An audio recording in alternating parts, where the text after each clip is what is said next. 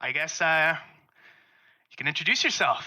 Who is Dr. Corey Wrenn? Who am I? Well, this is kind of neat because it's it's a little less pressure because there's no video. I don't guess there's an option to turn on my video, is there? There is not for stages for some reason. We don't All right. exactly know why, but Okay, just pretend how beautiful I am. all right, we'll look at the beautiful profile picture. Okay, so thanks for having me. This is kind of cool. I've never done anything on, didn't even know this thing existed. I feel immediately ancient and old. My name is Dr. Corey Wrenn. I'm a sociologist at the University of Kent. I am American. I'm from the South, but I've been living in England for the past 3 years or so. And I specialize in vegan studies, vegan feminism, the politics of the animal rights movement in the US, UK, and Ireland. And I guess I do a lot of social movement theory. And I have several publications in today's topic material. And if you're interested, you can at any time go to my website at CoreyLeeWrenn.com. And I have lots and lots of publications there, free to download. Also, if you want to follow along with my talk today, I've uploaded the PowerPoint slides on the speaker info folder thing on the left-hand side there. And also on topic is I run the Vegan Feminist Network website. I see Marv is here. He is my co-admin. We've been running that website since 2013, and we also maintain a Facebook page alongside that. And that basically is a project where we invite in lots of basically marginalized voices, and historically in the animal rights movement, women, trans folks, non-binary folks, women of color have not had very much platform in animal rights spaces. So that was one way for us to kind of give back. So I guess without further ado, I want to get started with today's talk. And this is basically just a rundown on what vegan feminist activism is, but also what's the history behind this. This is kind of part of a larger project. I'm currently working on a book on vegan feminism, not just on the theory, but also on the history of it. So there's a lot I could talk about. I don't want to overwhelm folks, but I just want to offer you a little bit of background and get you aware of some of the diversity of perspectives in the movement. And I think it's really, really great that I was asked to come and speak on this topic, because historically the animal rights movement has been very, very androcentric, which means very male-centered. So it's very important to recognize what women have done to build the movement and how gender politics really influence the movement as well. And I noticed one of the earlier questions somebody posted a few days ago about what's the difference between a vegan feminist and a regular or normal, they said a normal vegan. And I think that kind of question is problematic because it automatically makes the assumption that vegan feminists are abnormal. But I'm here to make the case that actually gender is absolutely essential to how our movement has been formed, the tactics we devise, how those tactics resonate in wider society. So we really cannot be effective activists without explicitly recognizing how gender really imbibes what we do. Okay, so if you're following along, let's skip along to the second to learning objectives. So I want to very quickly talk about what vegan feminist theory is. I want to also go over a brief history of how women have contributed to the Animal Rights Project. I also outlined 3 distinct waves of vegan feminist activism. This is kind of my own making. People might disagree about how I make these kind of categories. But for the most part, social movements go through different waves of activities, and they tend to be shaped by different technologies and politics and economies and whatever's going on historically. And I make the argument that we are currently in a 3rd wave of vegan feminist activism. And then I'm going to end the presentation by highlighting some issues that persist in the animal rights movement as far as supporting, promoting, reinforcing sexism, and unfortunately sometimes misogyny and sexual assault. So a little bit of heads up there. There are pictures in the PowerPoint that it's uploaded, but if you don't want to see those, you don't have to, just don't look at the last few slides. And basically the images are just of different campaigns that animal rights folks have used that I find to be a little problematic, to say the least. Okay, so what is vegan feminist theory? So vegan feminism I guess you could say, emerged out of ecofeminism. Ecofeminism is sort of an activist philosophy combination and environmental ethic that emerged in the 1970s, 80s. By the 1980s and 90s, you start seeing vegetarian ecofeminists. And a lot of the folks who would go on to be what we would call today vegan feminists really got started in that vegetarian ecofeminist space. And what basically makes vegan feminism distinct from just, say, basic old veganism is that vegan feminism explicitly recognizes that there are a number of symbolic intersections in oppression. When what happens with non-human animals, we see similar processes happening with women. And by the way, when we talk about vegan feminism, feminism as a body of theory is not just about gender politics. It tends to also recognize other systems of oppression, including racism, ableism, ageism, heterosexism, and so forth. So vegan feminism is very interested then in looking at those intersections. So you may be familiar, for instance, with the work of Carol Adams, who's considered really the godmother of vegan feminist theory. And she's published several books on this topic, most famously being The Sexual Politics of Meat. If you're looking for a good summer reading, I actually don't recommend Sexual Politics of Meat. I found it, when I read it in graduate school, to be very dry. And I actually think that she's got some more recent publications that are a little bit more engaging. For instance, The Pornography of Meat also has lots of pictures in it. But anyway, she makes the argument that, just like non-human animals are turned into meat, fragmented, reified as objects, things to be consumed, the same thing happens with women. And so she's arguing that we could take this basic feminist theory and apply it to what's happening with non-human animals. And wow, look how it really illuminates how speciesism works in our society. So in fact, speciesism runs along quite gendered scripts. We also see that women and non-human animals are reduced to their bodies. So instead of being individuals with minds and personalities, they're just reduced to things, to bodies, to be bought, sold, consumed by those people who are in power. And typically in our patriarchal society and in a speciesist society, it is men who run these systems and benefit the most from these systems. We also see when it comes to flesh consumption that eating a lot of meat, drinking lots of milk, that's considered to be very machoist behavior. I know my brother, like maybe this is a Southern thing, but my brother would come home from school, grab a jug of milk out of the fridge and chug it down. It's like, that's just like what men do. And men eat lots of steak and burgers or whatever else. So this kind of gender display is happening through our relationship with other animals, a very, very oppressive one. So again, a lot of the institutions that are responsible for some of the worst violence against non-human animals, say laboratory science, cosmetics industry, the food industry, of course, these are disproportionately male-owned and male-benefiting, male-profiting. And we also see some gendered politics as far as resistance. So a lot of the resistance to this speciesism is disproportionately taking place at the hands of women. So in the animal rights movement, the estimates vary, but it's about 8 out of 10 activists are female identified. So there's lots of intersections that are happening here as far as how gender shapes our relationship with other animals, how the gender we put on other animals shapes their experiences, how these institutions are deeply gendered, but also how our types of resistance to that are deeply gendered.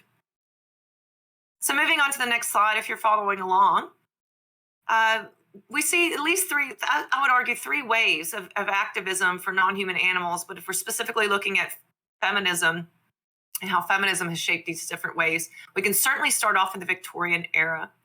So in the Victorian era, we have a very still a very class-based system today, but especially so in the Victorian era. So this is not just in the UK, but also in the US. So you had people who were very well-to-do, and they basically had a lot of time and money on their hands, and they also, a lot of them had philanthropic, can't ever say that word, philanthropic, there we go, interests. And so they wanted to make the world a better place, and so they used the extra time and money that they had in order to do that. So they would found a lot of these organizations. A lot of them were actually started by women. So two of the biggest animal rights anti-vivisection organizations in the UK were founded by a woman. A lot of the shelters that were founded in the UK and the US were also founded by women. So women had a lot to do with actually a lot of leadership and organization, even though historically women were not really given a lot of space in the public sphere to be political. So women would actually use the stereotypes about femininity, about being the angel of the home and caretakers in the home. They would use that stereotype to their advantage and say, actually, if we're the caretakers, maybe that actually puts us in a better position to be working in these children charities or these animal charities. In fact, some of these animal charities and children charities were conjoined. Animals and children are actually seen symbolically similar. The vivisection campaign was probably the biggest campaign of the early animal rights movement and also vegan feminist kind of wave. A lot of this was women's work. Women were organizing. Women were doing the protesting. Women were getting medical degrees in a time when women were generally barred from getting medical degrees, just so they could get an insider view about what was happening to non-human animals and document it. And we also see a lot of intersectionality at this time as well. A lot of these women who were important anti-vivisectionists, who were on the board of the Vegetarian Society, who were founding shelters for dogs and cats, they were also suffragettes. They were also Irish nationalists. They were also Indian nationalists. They were also people who were advocating against the death penalty for criminals. So these were people who were not just in it for animals. They saw that what was happening to non-human animals was deeply, deeply, deeply entangled to what was happening to other marginalized groups in society. Another part of this early activism that was deeply gendered, was one of the more popular campaigns, was humane education. So did experiment with different ways of interrupting speciesism, such as with the vivisection campaigning. They worked to try and regulate it, which actually backfired, unfortunately, and created a veneer of legitimacy for vivisectors. But one of the things they thought was probably the most successful is actually we just need to socialize kids and teach kids to be caring and to be humane individuals. There was certainly a colonial type of backdrop to this, where it's like, well, we need to make sure that we are raising the great children of Britain, or the great people of the imperial United States, to be good representatives of this country. And when we're colonizing the world, we need to show how much better we are. So there was a colonial element to that, to be sure. But a lot of this was also just a matter of, they truly believed that the easiest way to actually disrupt all this societal violence was to teach people to be better, to teach children to be better. So they had a lot of school campaigning, church campaigning. Also at this time, the last bit that I wanted to highlight about distinctiveness here is that although some of these suffragettes were involved with vegetarianism and animal rights work, oftentimes vegetarianism at that time was seen as a distinct movement. It was a lot more to do with religious purity or a nutritional health fad type of movement, which was a response to industrialization and the adulteration of food and food safety problems and all that sort of thing. And also the fact that religion was also being pushed back with a move towards secularism with the coming of the industrial age. So that's the first wave in a nutshell. So the first wave of animal rights was very much so pushed by women, not just women, but actual feminists who were suffragettes, who were actually doing feminist work on the ground. So the two were very much so intertwined. By the time you then go into the two world wars, the depression in between, the stock market crash and all that, there was a period of abeyance. And this happened for a lot of movements that were taking place in the 19th century. When all this other stuff happened in the beginning part of the 20th century, the social movements kind of came to an abrupt halt, went into hibernation. So by the time we get into the 1950s, there were still some of those large conservative lumbering organizations that were still hanging around from the 19th century, but they weren't very radical. Some of the organizations were not even trying to resist animal testing anymore. They certainly weren't advocating for vegetarianism yet. Some of them were still advocating for hunting. So they were quite conservative. So with the 1960s, of course, there's this new huge kind of global sweep towards social change, where we have social movements. The civil rights movement was deeply, deeply influential across the globe. And the animal rights movement was also very much so impacted by that.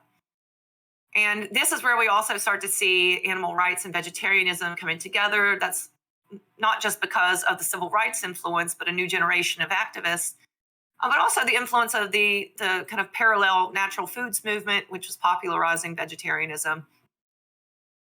And this is kind of an era where there were women who were active for sure, but this was kind of an androcentric point in the animal rights movement as well, where there were women who were founding organizations and pushing these campaigns, and yet it was still very much so all about celebrating men and men's achievements.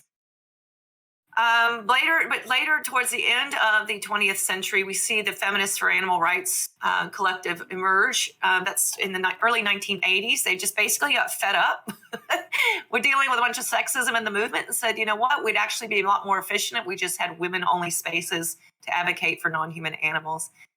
But one of the things that really brought the movement together at that time is that vivisection is still a main thing, but there's also a switch to caring about what happens to dogs and cats and what also happens to farmed animals. They also cared about what happened to dogs and cats in the Victorian era, but it was mostly about how can we euthanize them in a more humane way, not life-saving necessarily. The last wave, which is what I would argue where we are today, this wave is characterized by a much more professional type of social movement landscape. So it's much less likely that we have the grassroots organizations, the democratic access to campaigning and to organizational decisions.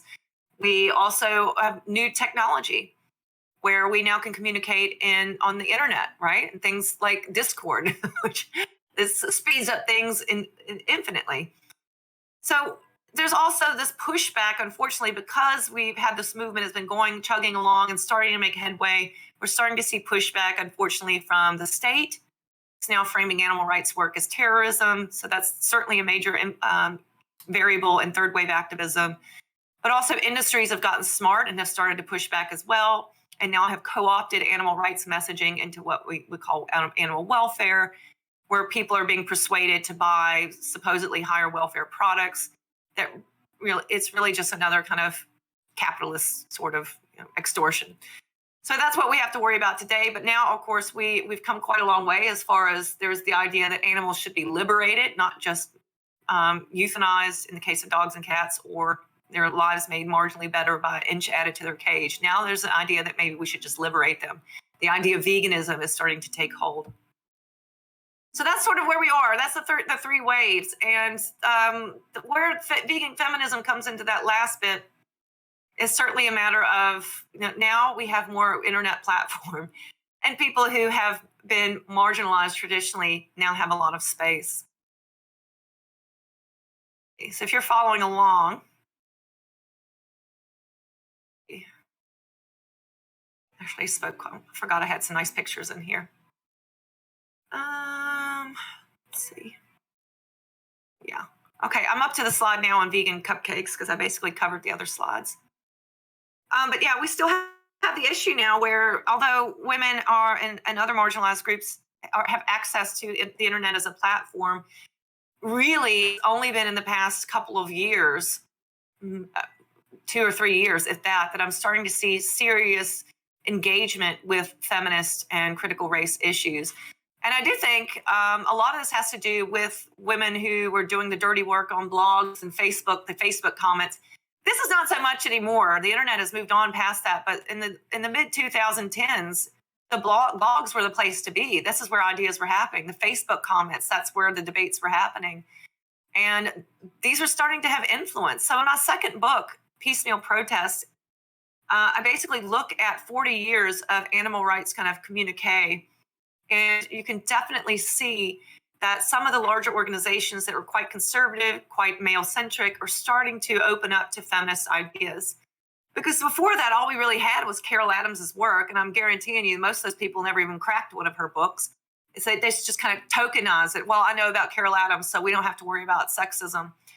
But in fact, with blogging kind of creeped into those spaces where otherwise there would be a shut door. And we're now starting to see that thanks to all that hard work in the trenches online, that a lot of the conservative organizations are starting to take diversity issues seriously. The second major thing that happened, of course, was Black Lives Matter, and not the first wave. The first wave really didn't make a single dent because the movement wasn't ready for it yet. And I remember a lot of folks having to deal with a lot of racist bullshit when the first wave of Black Lives Matter came through and they were trying to incorporate those theories and ideas into animal rights activism. But with the second wave of that, when it started to become cool to care, then you start to see a lot of the animal rights organizations finally starting to at least pay lip service to diversity issues. And you can watch some of the lectures from folks like Breeze Harper, who have been, or Christopher Sebastian, who've been kind of monitoring this for a while, and they'll be a little bit more upfront about it and just say basically, where were these groups before when we were asking for inclusion, and not just pictures of brown people on the cover of Vegan Outreach magazines, but actually brown perspectives, diversity of theories, those types of things. So this is only really on the kind of cusp of where we are right now in the third wave of the movement. So some of the reasons that continues to be an issue is because of that professionalization that I mentioned before. So professionalization basically means that you have a group, maybe a group that used to be grassroots, and they aspire to get more, to be bigger, to have more money, to get more bureaucratic in structure, to be more stable, to have less risks, to become a nonprofit, to become a registered charity. And there's a lot of benefits to doing that. Like, it's nice to have a paycheck. It's nice to know that tomorrow you can count on these number of activists to be available to do this work. It's nice to know that, hey, if a recession hits, we've got this money set aside and the organization will continue. However, this is working within the capitalist system, and in doing so, there's a trade-off. And the core trade-off here is that there is a major compromise of your tactics and your theory and your philosophy. And so I have had people who have contacted me privately to say, we have not been able to be open about our position on Palestine. We've not been able to take a position on Black Lives Matter. We've not been able to be outspoken about the blatant sexual harassment that takes place in our charity because we don't want to be seen as airing our dirty laundry, or to be blacklisted, or to be let go, or whatever it may be. So professionalization has a lot of compromises as far as tactics, like they're less likely to promote liberation or veganism. But even speaking from feminists, as far as feminist issues, it can actually endanger marginalized volunteers, marginalized staff members, and then, of course, it can alienate the diversity of your audience as well. The other issue there is that with professionalization, because they tend to take on this bureaucratic sort of structure, that means that they become hierarchical. And hierarchies are like that old type of social organization that is rooted in patriarchy. So the higher up you go in a hierarchy, the fewer people you have, the more privilege and power they have. The higher up you go, the fewer women, the fewer people of color, the fewer people from working class backgrounds, the fewer people with disabilities. The lower you go on that hierarchy, the more and more people you have who are in vulnerable positions. Oftentimes they're volunteers, not being paid. They're vulnerable to people who are higher up in power, who may be sexually assaulting them or harassing them. So the hierarchical system itself, which is endemic to the third wave of the animal rights movement, is a core issue, I argue, from a vegan feminist perspective, although I don't think that a lot of people recognize it as such, because that's quite a sociological perspective to take, to actually look at how we organize the structure of our movement and how is that itself gendered.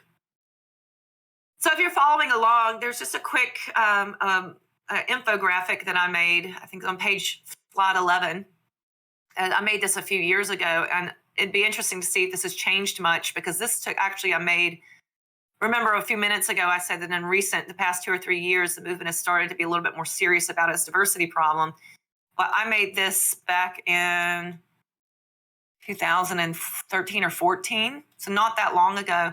And you can see that the Animal Rights Hall of Fame, for instance, which basically legitimizes and creates the heroes of the movement, Farm, that's one of our largest charities, although we have 8 out of 10 activists who are female identified, their Hall of Fame is mostly men.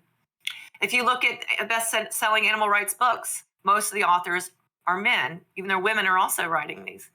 Flip the script and you're looking at cookbooks, and women are the ones who are more likely to be the best sellers, right? Because that's what women do. Women cook and men think. Men theorize. men and women wash dishes, I guess. If you look at the tax documents for some of these organizations, you see that there's a gross disparity in pay as well. So a female employees, just looking at the top paid employees for the Humane Society of the United States, female employees are making 54 cents for every man's dollar, which is just obscene.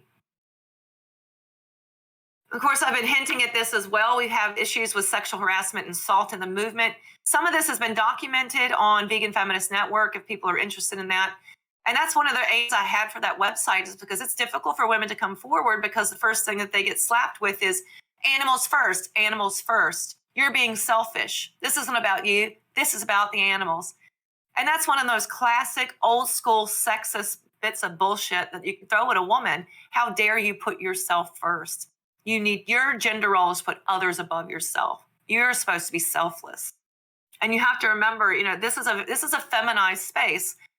Men tend to be in control. Men tend to get the power. Men tend to get celebrity. Women tend to have less power, and they're usually in the vulnerable positions. And so it's a very toxic place where it's easy for men to enter the movement and take advantage. And especially because the women who enter this movement don't enter the movement just for shits and giggles. They enter the movement because they are deeply disturbed by what's happening to non-human animals, and they want to dedicate their lives to making it better. And they're willing to put up with a lot of bullshit in order to serve other animals. And so unfortunately, that creates a very, very dangerous space for women when you have men who come in there who basically, it's like, dads who take their babies out in a stroller and they get all the congratulations for being a dad for an afternoon. But basically, that's what happens in the animal rights movement. You have a man who enters this feminized space. They get put on what we call the glass elevator, where they get shot up immediately to where they get more celebrity much more quickly and much more credibility. And it becomes a very dangerous situation where they can easily abuse power. This is not I don't want to hear any hashtag not all men kind of mess. Obviously, not all men are like that. But we do know that we have a situation in the animal rights movement that is conducive to sexual harassment and sexual assault. The Me Too movement finally came to the animal rights movement way too late. There's a couple of big people who did get outed for what they did. But we've known for many years some of these people who've been doing this, and women just kind of under the radar, kind of unofficially, we warn one another. And I'm sure women in the audience, you know what I'm talking about. We kind of ask each other, what do you know about this guy? And we feed each other in. And I'm more than happy. Anyone who ever has worries, like I've got a whole list of dudes that I would steer a lot of people away from. Unfortunately, the animal rights movement is rife with really abusive and potentially dangerous men. Now, this is not just the attack of the predatory men that are swooping in. But again, remember that it's the way that we structure our movement. So, for instance, I think PETA, People for the Ethical Treatment of Animals, which is run by a woman, Ingrid Newkirk, has a lot of responsibility in creating this toxic environment as well.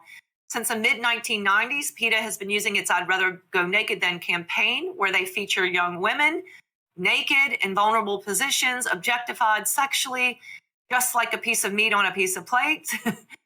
And it's basically creating an atmosphere, a symbolic norm in the movement where women are treated as things to be exploited and used sexually for the benefit of the movement, for the benefit of those in privilege, for the benefit of those who are observing and consuming that image and her body.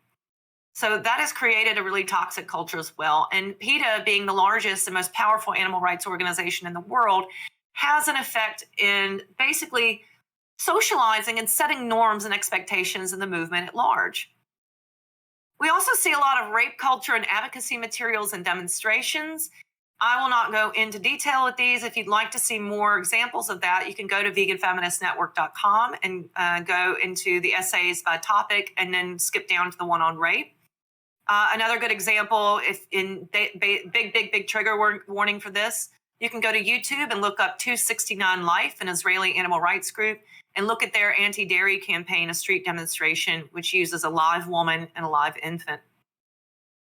Another thing that I think we need to be paying attention to as far as how we actually set up a toxic culture in the animal rights movement, is looking at how we prostitute women in the movement. So at this point, I'm down on slide 13.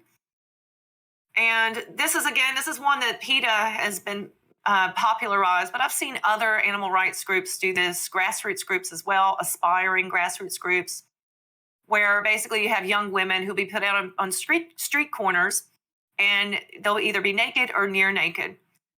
Now, the idea here is that women's naked bodies are supposed to stand in for animal bodies.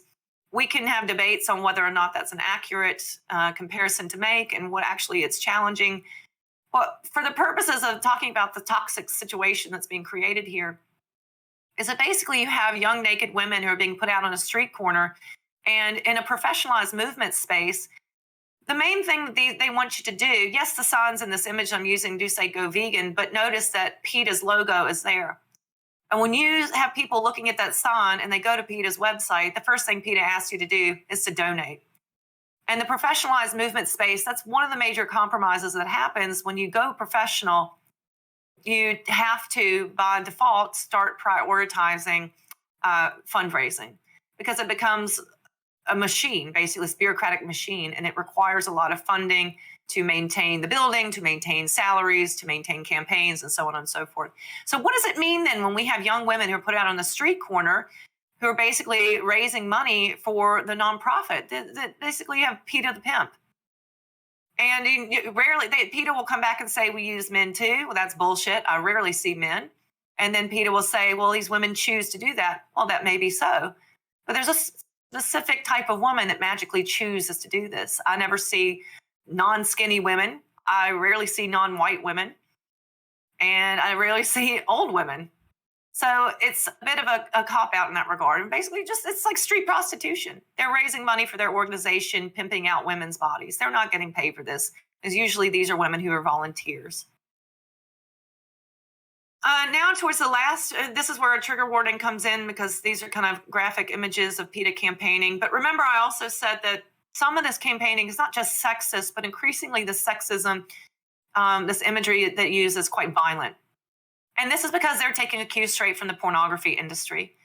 Because now sex doesn't really do much anymore. We live in a sex-saturated society. We live in a porn society, a porn culture, where seeing naked women objectified is now normal.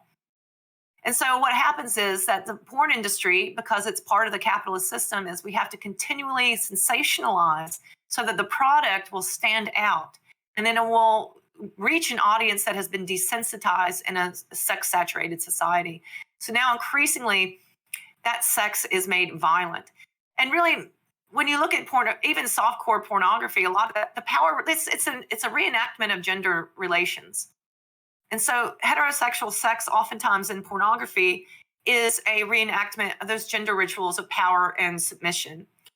And so what happens then when you have to keep upping the antes, and increasingly that submission becomes more and more forced, more and more violent. And so it's not that hard to find now PETA campaigns and other campaigns from similar organizations where women are not just being objectified, but also sexualized in violent ways. So if in this image, and if you're not following along, I have a few foie gras images. And basically you have women who are supposed to be the diners. Even though men and women eat duck's liver, always it's women's bodies that are being used. And by the way, it doesn't even make sense, because in the duck industry, it's male bodies who are used for foie gras. So it's clearly they're pulling on that pornographic gendered script. But if you're not looking at this, basically there's 3 of these foie gras campaigns, and in one of them, the woman is bound, and as though it's from some kind of BDSM, and she's laying in a pool of blood, vomit, food, and she looks as though she's dead. And there's a man standing over top of her, warning the audience about the consequences of being, participating in this industry, I guess. And then the other 2, you have women, one of which is actually Ingrid Newkirk, the founder of PETA. But in the other 2 images, you see this campaign quite often, where they have a woman who's bound and she's being pushed down or gagged by a man who's standing over top of her and force feeding her with a very phallic looking feeding tube. And again, this is coming straight out of pornography. This is gonzo pornography. Their lips, their jaws look like they're being torn. And so there's blood dripping from her mouth, right? So this is sexualizing, objectifying women's bodies in a way that's quite gratuitously violent. And again, a comeback might be, well, this is what happens to ducks. well, if this is what happens to ducks, use men's bodies. But we as a society are so used to seeing degraded, sexualized women's bodies in this way that animal rights activists, it seems like, can't even get out of that script and think about, okay, if we're going to use humans as analogies, can't we at least be gender accurate? So anyway, that's just something to think about. And I'm going to leave it there and just basically conclude by highlighting that the animal rights movement has historically been female dominated, and women have done a lot of amazing work in organizing the movement, developing new tactics, founding organizations, being leaders, and women from all different class backgrounds, women from all different racial backgrounds, abilities. And because of that feminist background to this, women have recognized that there's intersecting oppressions, and all the way back to the 1900s. And I did say, by the way, that a lot of those women were upper class women, but I don't want to exclude, there was actually a lot of working class women who recognized what was going on as well and were deeply active in animal rights as well as feminist and working class movements as well. But that legacy has been with us since the 1900s. And today, vegan feminists are trying to push through a sort of professionalize androcentrism and get us back to those roots, because recognizing that intersection is going to be so important for really dismantling oppression and resonating effectively with our audience. And one of the first things we need to do then is really purge this kind of toxic masculinity and these patriarchal movement structures that are really setting us up for a lot of unfortunate, unnecessary, and unjust inequalities within our movement space, because we need a healthy movement in order for us to be effective for non-human animals and for other marginalized human groups. So I'll leave it there and we can do some Q&A. Thanks, guys. Wow, yeah. Thank you so much. Well, unfortunately, you can't hear everyone else, but I'll applaud and just know that everyone else is as well. That was fantastic. Very, very engaging, and I think I learned a lot. And again, thank you so much. So the first question I guess I want to ask is, do you have any other women or people of marginalized groups that you think we could have come on and, platform and try to elevate their voices in a sort of event such as this, or maybe something else? Absolutely. Tons. One, I would say, I don't know how busy they are nowadays, but Af and Silco, or maybe one of them, but they are like, both of them, they used to, when I started Vegan Feminist Network, they were like in the trenches with me. And then they just went off and started writing books and just became these amazing, like, superstars. Sil, I think, is actually a philosopher, so might be best suited to this channel. Oh, that's great. I emailed AFCO a while back, but it must be pretty busy these days, I guess, with all the writing. Yeah, so that's why I would trust, and Sil actually might be better because of the philosophy background. Yeah, that would be awesome. And then there's also, I'm just looking to make sure I don't mispronounce her last name. One second. It's Michelle Kaplan. Michelle Kaplan is she's bisexual, and she's also a disability rights activist, and she publishes on Vegan Feminist Network quite a bit. And I don't think that she gets nearly enough platform, and she probably has some really cool stuff to talk about. I think disability intersections are one of the, and also queer intersections. These are areas that we still need a lot of work in. Yeah, well, I'm definitely reaching out soon. That'd be great. Great to have her on next. Thank you so much. And also, yeah, email me if you ever come across anyone that we should be looking out for, and I'll make sure to let everyone know, and so we can follow the work and everything. Sure. All right. So next, I think we're gonna have Steph come up and ask a question. My. All right. Let's invite to speak. All right. Here she is. Steph, Hi. are you there? Yeah, hi. Thank you so much for that fascinating presentation. Really appreciate your time. I was just wondering, what can we do to create a more safe and welcoming space for all, especially feminine and other marginalized groups, to engage in activism here? I guess it's on what type of activism do you do? Are you with a charity, or are you with a grassroots group, or do you just do it online by yourself? Oh, sorry, I should have clarified.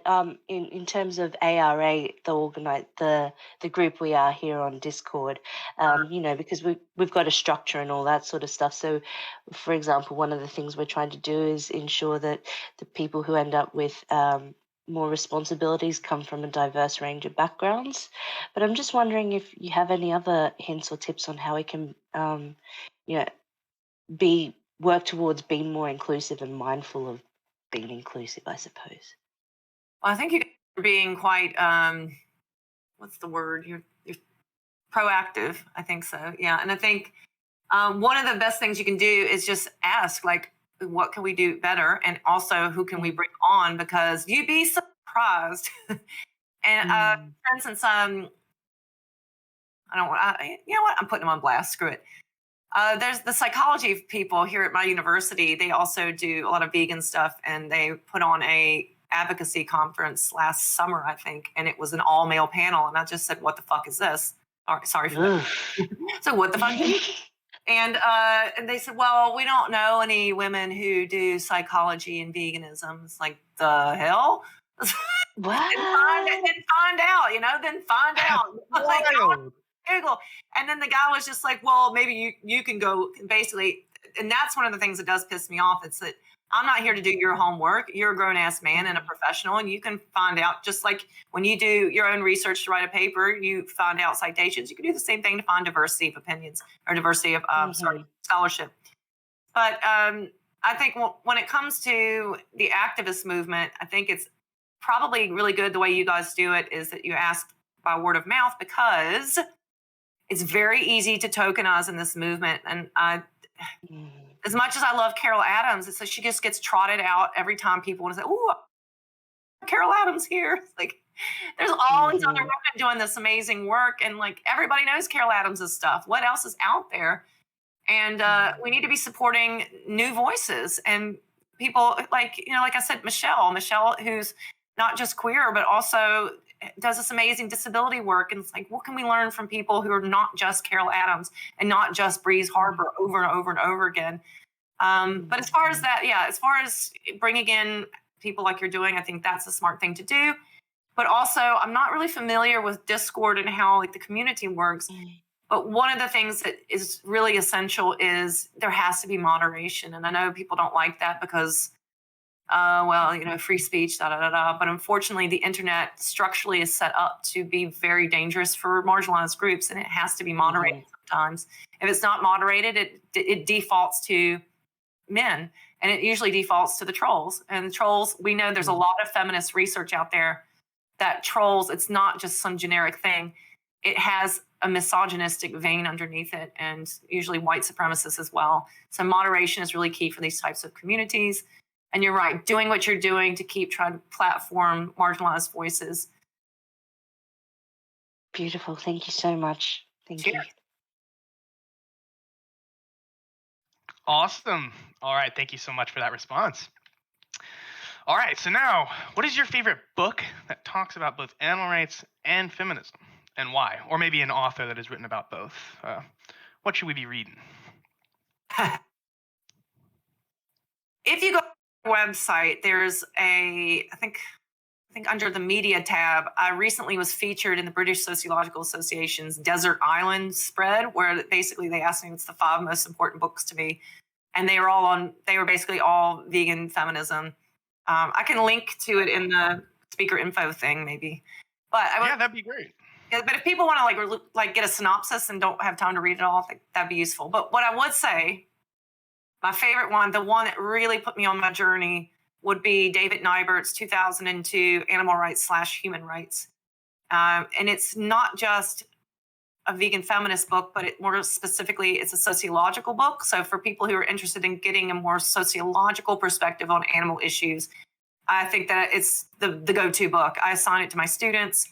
But it's very, very important because it's one of the few books out there, and this is because it's sociological, that talks about the role of capitalism in shaping patriarchy and speciesism and so on. So I think all of David Nybert's work is super amazing, but that first book he did, I think, is a great place to start. It's fascinating. Awesome. Thanks so much. And do you know of like any maybe is there any others like podcasts or video series or some other form of media that would also be consumable that you know of? Mm, what? I don't know. I don't really follow animal rights stuff on YouTube anymore. Gotcha. I All know. right. I will say that Jamie Woodhouse is in the house. And Jamie does a podcast and a YouTube channel of the podcast, and he brings on a lot of people that are interested in these issues, and it's from a secular point of view, and I think that's quite interesting. So that's sentientism. Is that sentientism.info or .com? I don't know. Is there a chat he can put it in? Yes, it should be in event chat. Also, Bryn, our lovely relative, lovely link poster, has been posting the links as you say them, so they might be able to grab that real quick and post it. All right. Did they post my? I've got the book reviews I was just talking about. Okay. We got the book reviews Sweet. in the speaker info and pinned in the event chat if anyone wants to check. All right, and we just got the Jamie Woodhouse link right here. I'll pin that also. All right, thanks so much. Okay, so a little controversial one, potentially, given the current political climate, but do you think vegans should support abortion rights? And I guess aside from both, should everyone, and then is there something specific about veganism that you think the ideology better motivates a pro-choice position?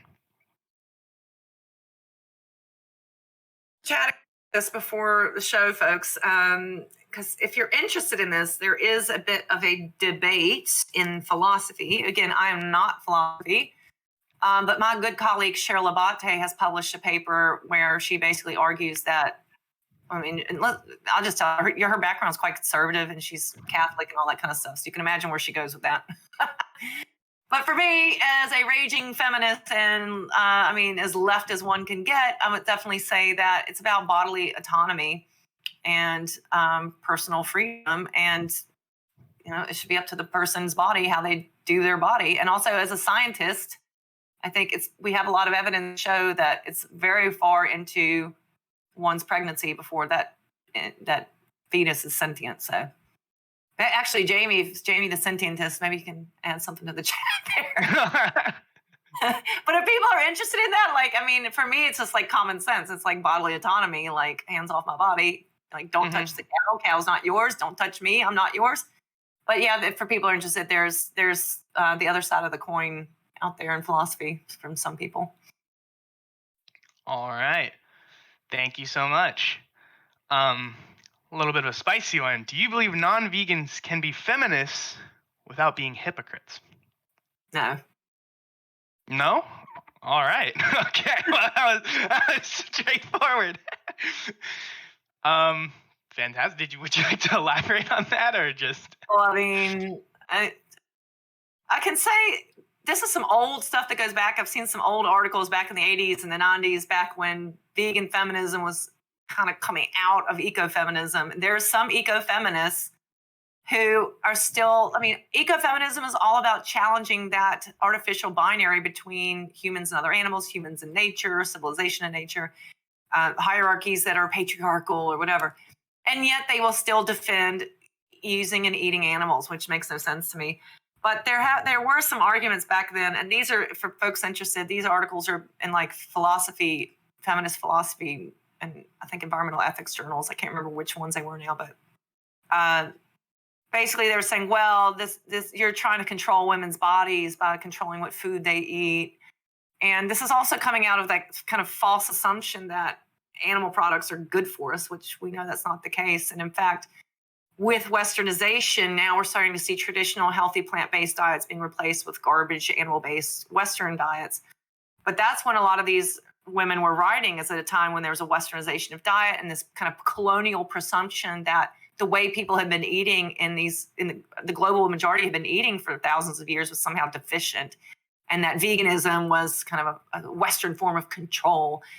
Nobody's forcing anybody to be vegan, right? This is, people choose to go vegan on their own behalf. So it's not a measure of forcing. So that's kind of the politics of that feminist choice kind of stuff about my choice, my body kind of thing. But that kind of gets away from that the more kind of core bit of that fundamental value of feminism is that we're supposed to be about solidarity. We're supposed to be about the protection of bodily autonomy for everyone. And you can't protect the bodily autonomy of a cow while you artificially, quote unquote, artificially inseminate her multiple times until her body becomes worn out, steal her children from her, take her breast milk away and guzzle it down like you're a calf. It doesn't make any sense whatsoever. But that's where they're coming from, is this argument where, choice politics, feminist choice politics. Of course, feminist choice politics is it's a corruption of feminism that has everything to do with the co-optation of feminism from capitalism, because capitalism is all about show who you are, prove your identity by what you choose in the marketplace, what you purchase. So I'm deeply, deeply skeptical of that. I think that capitalism is behind a lot of this kind of feminist resistance to veganism. All right. Thanks so much. Well, you've already touched on this a little bit, but what are your thoughts on toxic masculinity and vegan activism and the media surrounding vegan activism? And then follow up, what are some ways you think we can move away from that? Yeah, this actually, I think Cheryl Abate has written a little bit about this for Vegan Feminist Network, if folks want to do a search on the website. But I really do have a problem with all this, like the Game Changers film, which I'm sure you guys are all familiar with, that came out on Netflix. On one hand, it was kind of interesting because it was like number one on Netflix for a while. I was like, wow, okay. And I did watch it, and it wasn't as bad as I thought it was going to be. But at the end of the day, it was still maintaining this sort of macho male bullshit. They were literally measuring their dicks at one point. Like, veganism is not about making your dick bigger, right? Veganism is not about propping up patriarchy. Veganism is about challenging harmful social divisions. That includes gender, and that includes species. And while it's great, I think it's wonderful that veganism does great things for the human body. And it is a public health issue, by the way, because when men are being convinced to eat so much animal protein and it's literally killing them, that's a public health issue. That is toxic. That's literally toxic masculinity. So we do want to celebrate the fact that veganism is good for most people's bodies and it does improve our health. That's wonderful. But when we're trying to repackage it to sell and support this hyper-masculine hegemonic ideal, I think that is deeply problematic, because patriarchy, men's violence, men's domination, this glorification of men's powerful bodies and entitlement, that is at the heart of speciesism. That is at the heart of environmental destruction. That is at the heart of all the women and children, especially women, who are being beaten and killed every single day, even in developed countries. Like, that has to be challenged. Veganism has no business propping up that bullshit. We need to be challenging this. We need to be fighting for equality, not about how this is going to bulk up your body and make you the baddest dude in town. That's my thought. All right. Thank you so much. What's wrong with being a soy boy? Come on. Nothing at all. That's right. All right. So, follow-up, I guess, is in avoiding misogyny in our activism, what are some strategies to assist with critical reflection and review of our own activism in a grassroots context? I don't know. Maybe they have some suggestions. Well, I would say I think doing the book club stuff is always a good way. I think that's a little difficult in today's age because people's attention spans are a little lower with social media. So maybe here's the blog of the week, guys, or here's the podcast of the week. And just, for me, whenever I want to learn more about something that's new or challenging, I just put on my to-do list, Tuesday, I'll spend 10 minutes looking into this. So whoever's organizing that grassroots thing, they could invite a speaker. They could say, all right, we'll pass out one blog a week or whatever. Just make that commitment, add it to the daily or to the weekly to-do list. We'll just gradually bring this in. And the other bit is, it's not just about education, because we can educate all day long. I think the hardest work is going to be in accountability, because it's a lot of talk in the animal rights movement, a lot of talk and ain't much walking. So there needs to be a culture of listening to women, believing women, supporting them, and not just women, by the way, other marginalized groups. So, for instance, what happened with the Vegan Society earlier this year is disgusting. And if you don't know what happened with the Vegan Society, it's just a quick Google search away. Several people in the society stepped off their leadership position in support of this racial abuse that happened. But the Vegan Society as an organization basically has not done anything. It's been talking a lot of talk, but not really doing anything. So, but what I did notice they did was the next issue of The Vegan, their magazine, they plopped a brown face on the cover. Plopping a brown face on the cover is not going to fix your problems. You have to create a culture in your organization, be it professional or grassroots, where there's zero tolerance policy, and you support and you believe those people, and they shouldn't have to give up their position to walk away in order to feel safe.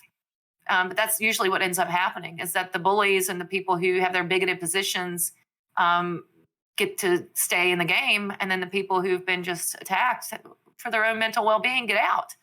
And so it just perpetuates the problem. But I found that in my years of doing this feminist activism in the movement, that it's a lot of talk, but not much walk. And so that accountability needs to be put into place. And just shut that shit down. As soon as it starts, shut it down.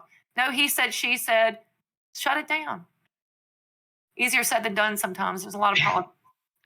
Yeah, a lot of politics, but got to fight the good fight and stand up. Mm-hmm. So thank you so much. I know we agreed on 45 minutes and it's been an hour now. So we won't take up too much. We won't take up more of your time, but thank you again. I can't thank you enough for coming here and talking to us and sharing your wisdom. And I know everyone else really appreciates that. And we'll definitely be taking to heart everything you've said. Yeah, I was really honored to be able to talk about this. Thank you for giving platform to this topic. And thanks to some of the folks, some of the amazing men who've been good allies to vegan feminism. I see in the chat today. So cheers, everybody. Awesome. Thanks so much.